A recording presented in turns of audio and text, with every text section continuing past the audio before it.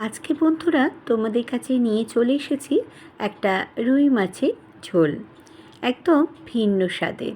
নমস্কার বন্ধুরা, পিকুর রান্নাঘরে সবাইকে স্বাগত। মাছ আমরা নানা রকমভাবে প্রায়শই করেই থাকি। আমি একটু ভিন্ন ধরনের মাছের কারি করে তোমাদের দেখাবো। এখানে দেখো 4 পিস রুই মাছ আছে। আর রুই মাছটাকে বেশ ভালো করে কিন্তু প্রথমে ধুয়ে নিয়েছি। প্রথমে কিন্তু একটা মশলা পেস্ট করে নেবো।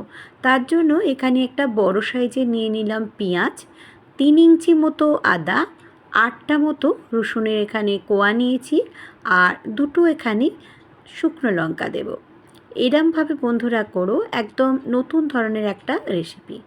এবার মাছের গায়ে যাতে আষ্টে গন্ধ একদম না লাগে, তার জন্য আমি একটা পাতিলেবুর রস একটু করে দিয়ে দিলাম মাছের গায়ে।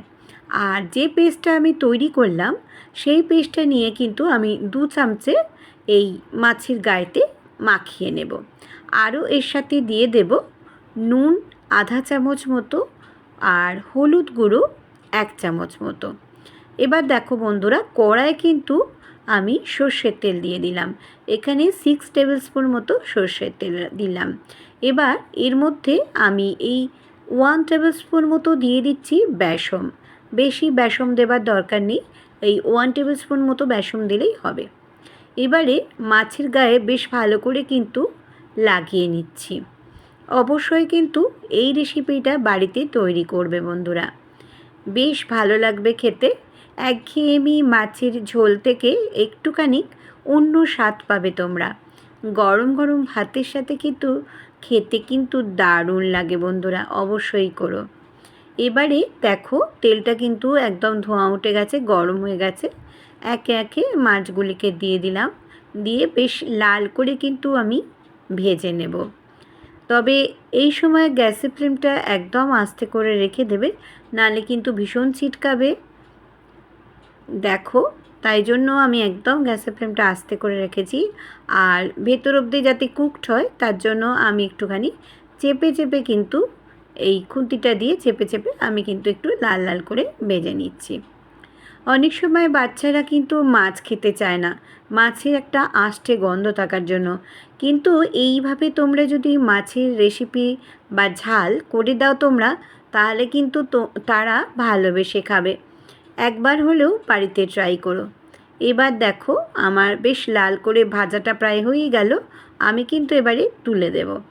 এই রেসিপিটি যদি তোমাদের ভালো লেগে থাকে, তাহলে সাবস্ক্রাইব, লাইক, শেয়ার করো। নিচে থাকা বেল বাটনটা প্রেস করে দিও, যাতে নতুন নতুন রেসিপি বা ব্লগ তোমাদের কাছে প্রথমেই পৌঁছে যায়। দেখো আমার মাছগুলো ভাজা হয়ে গেল, এবার আমি তুলে নিলাম। মাছগুলো কিন্তু অবশ্যই একটু লাল লাল করে তোমরা ভেজো, একটু ধৈর্য সহকারে। এবার একটা জায়গায় আধ বাটি মতো আমি দই নিয়ে নিয়েছি। এর মধ্যে 1 চামচ লঙ্কার গুঁড়ো, 1 চামচ হলুদের গুঁড়ো, পরিমাণ মতো 1 চামচ এখানে আমি নুন দিয়েছি, আর আধা চামচ দিয়ে দিলাম জিরের গুঁড়ো, আধা চামচ ধনের গুঁড়ো, একটু হালকা মতো অল্প চিনি দিলাম, এই হাফ চামচে মতো। এবার ভালো করে কিন্তু দইয়ের সঙ্গে মশলাটাকে ফেটিয়ে নিলাম। এবারে দেখো প্রথমে যে মশলাটা আমি তৈরি করেছিলাম, সেটা কিন্তু প্রথমে দিয়ে দেব। দিয়ে বেশ ভালো করে নাড়াচাড়া করে নেব, একটু মিশিয়ে নিচ্ছি। এবারে দইয়ের সঙ্গে যে মশলাটা তৈরি করে রেখেছিলাম, সেটাও কিন্তু দিয়ে দিলাম। এই সময় গ্যাসের ফ্লেমটা একদম আস্তে করে রাখবে, দইটা দেওয়াতে কেটে যেতে পারে, সেই কারণে। দিয়ে এবারে দেখো তেলটা কিন্তু বেশ ছেড়ে এসেছে, বুঝতেই পারছো।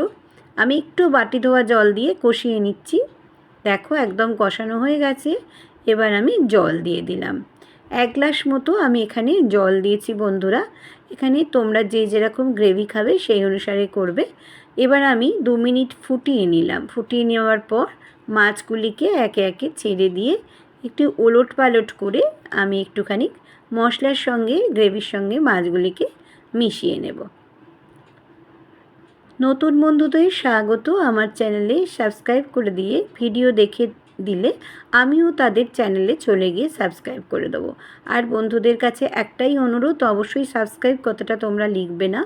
অনেকে বলার পরও কিন্তু লিখছো, এটা স্প্যাম কমেন্ট, প্লিজ সাবস্ক্রাইব কথাটি লিখো না।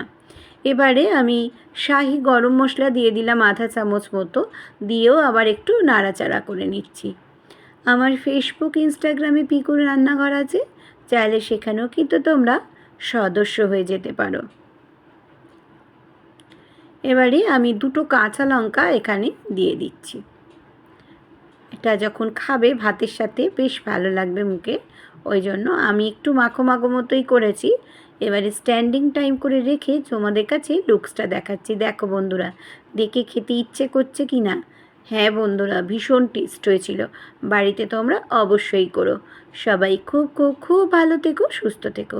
আবারও আমি আসবো নতুন নতুন রেসিপি বা ব্লগের সঙ্গে। এতক্ষণ আমার সঙ্গে থাকার জন্য ধন্যবাদ।